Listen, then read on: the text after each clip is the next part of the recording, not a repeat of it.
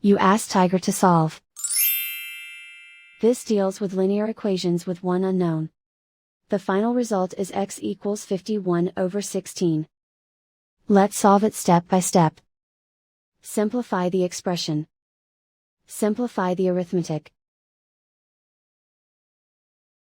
Group all x terms on the left side of the equation. Subtract 10x from both sides. Simplify the arithmetic. Group like terms. Simplify the arithmetic.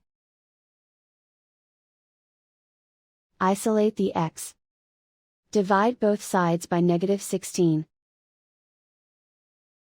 Cancel out the negatives. Simplify the fraction.